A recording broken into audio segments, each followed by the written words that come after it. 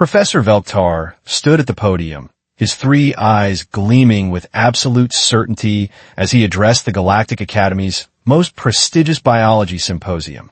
The auditorium was packed with scholars from 70 different worlds, all hanging on his every word. And this, colleagues, is why no carbon-based life form can possibly survive extended exposure to 1G gravity. He slammed his tentacle against the display panel for emphasis.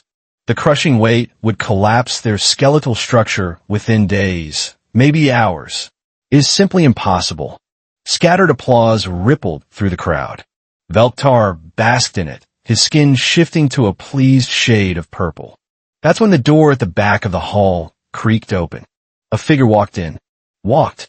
Not floated, not slithered, not hovered. Walked on two legs, with a gait that suggested this was completely normal. The figure was tall, bipedal, wearing some kind of blue fabric covering and carrying what appeared to be a primitive container of liquid. "Sorry I'm late," the creature said, its voice carrying easily across the hushed auditorium. Traffic on the orbital elevator was murder. Every eye stalk, optical sensor, and photoreceptor in the room swiveled toward the newcomer. "What?" Velk'tar's voice came out as a strangled whisper. "What are you?"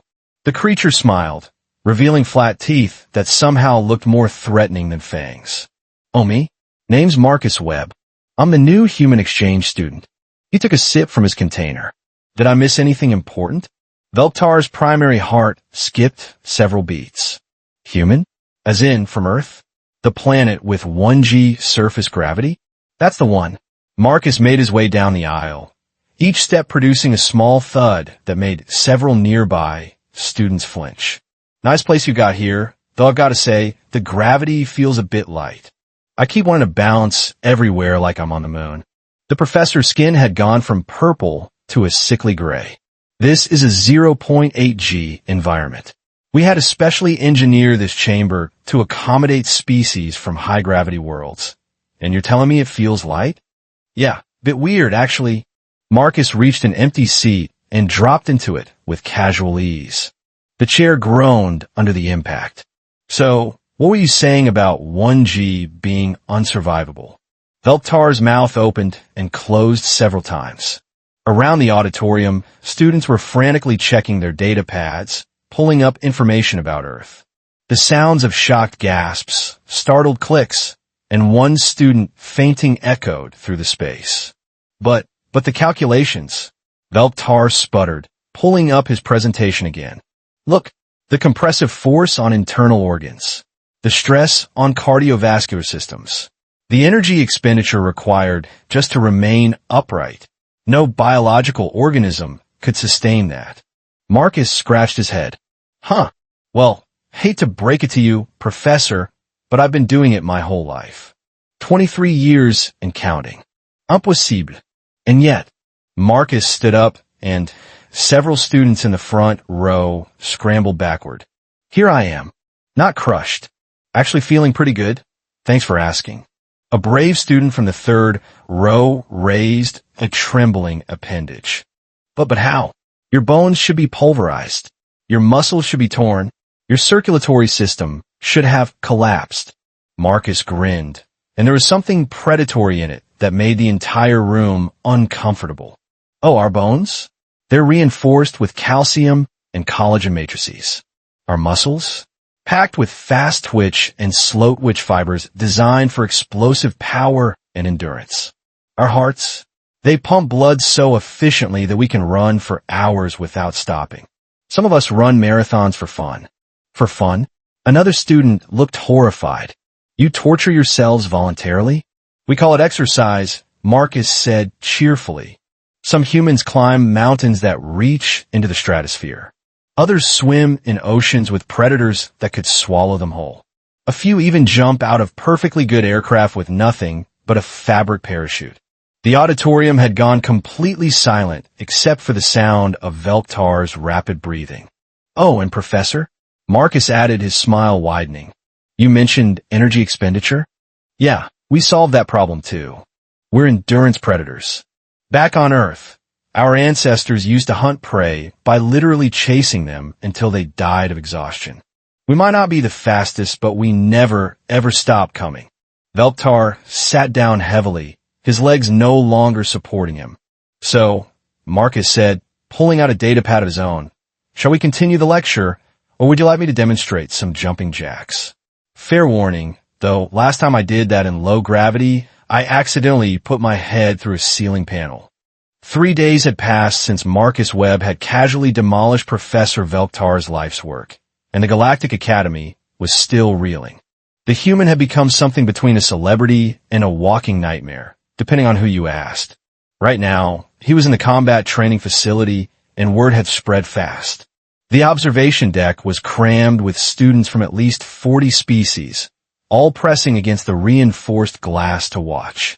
Below, in the training arena set to 0.8 G, Marcus stood opposite Kravik, a Thorian warrior who'd held the Academy's combat championship for 6 consecutive cycles. Kravik was massive, covered in natural armor plating, with 4 arms ending in razor-sharp claws. He stood nearly 3 meters tall and weighed approximately 400 kilograms. He looked down at Marcus with something approaching pity. "Human," Kravik's voice rumbled like grinding stones, "I do not wish to harm you. Perhaps you should reconsider this demonstration." Marcus rolled his shoulders, producing a series of pops that made several observers wince. "Appreciate the concern, big guy, but I think you'll find I'm harder to break than I look." The referee, a nervous Quillen named Pip, raised his signaling device. Standard Academy rules apply. No lethal force. First to submit or achieve incapacitation wins. Fighters ready? Both nodded. "Begin." Kravik moved with surprising speed for his size, closing the distance in 2 massive strides. His upper right arm swung in a devastating arc that would have pulverized most species' skulls. Marcus wasn't there anymore. He dropped low impossibly fast, and the blow whistled through empty air. Before Kravik could adjust, the human had moved inside his guard, and suddenly the Thorian felt something he'd never experienced in combat before. Pain. Marcus's fist, small and soft-looking compared to Kravik's armored hide, slammed into the gap between chest plates with focused precision. The impact sent shockwaves through Kravik's entire body. "What?"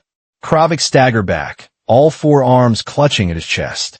Marcus bounced on his feet, a movement that looked almost playful. "Yeah, we figured out a while back that armor always has weak points. You just have to know where to look." Kravik roared and charged, all 4 arms swinging in a pattern that had defeated countless opponents. Marcus flowed between the strikes like water, his movements economical and precise. Every time Kravik thought he had him cornered, the human would duck, weave, or simply step aside with frustrating ease.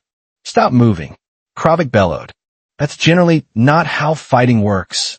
Marcus called back, landing another strike to Kravik's knee joint that made the warrior stumble. In the observation deck, Professor Velk'tar stood next to Dean Sorales, both watching with expressions of profound disturbance. "He's not even breathing hard," Velk'tar whispered.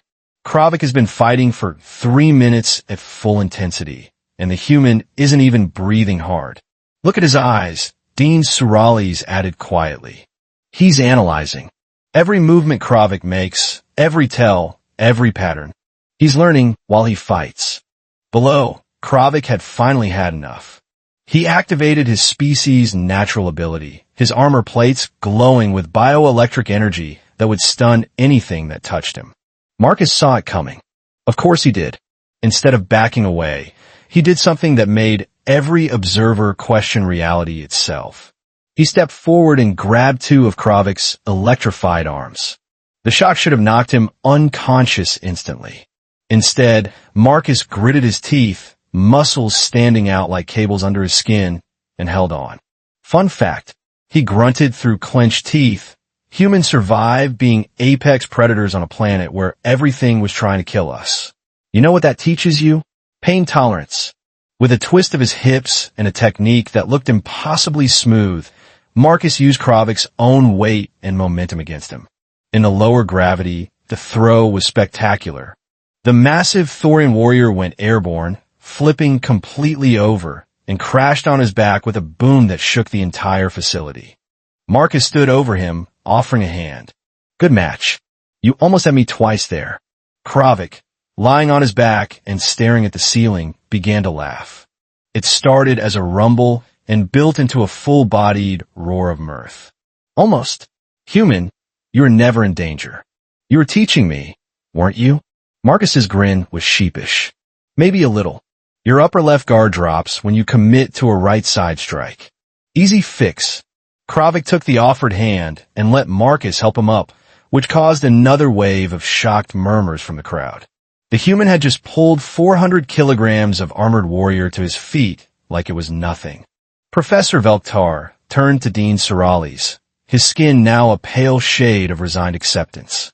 I need to rewrite my entire curriculum, don't I?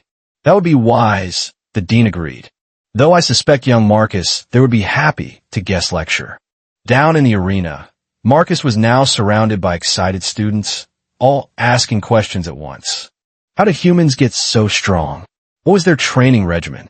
Could he teach them Earth combat techniques? Was it true that humans could survive injuries that would kill most species? Marcus fielded questions with good-natured patience, occasionally demonstrating a movement or explaining a concept. And as Velk'tar watched, he realized something profound. Humans hadn't just survived 1G gravity. They'd thrived in it. They'd conquered it. They'd turned what should have been a crushing disadvantage into a forge that had shaped them into something the galaxy had never seen before. And now they were here, among the stars, ready to teach everyone else that impossible was just another word for hasn't happened yet. Velk'tar pulled out his datapad and began making notes. His new lecture series would be titled Reconsidering Biological Limitations, A Human Perspective. After all, when you're proven spectacularly wrong, the only thing to do is learn from it. So what did you think? Did this story surprise you? Let me know your thoughts in the comments below. If you enjoyed this sci-fi story, please hit the like button. It really helps the channel grow. And don't forget to subscribe for more mind-blowing science fiction stories every week. Turn on the notification bell so you never miss an upload. Thanks for watching, and I'll see you in the next story.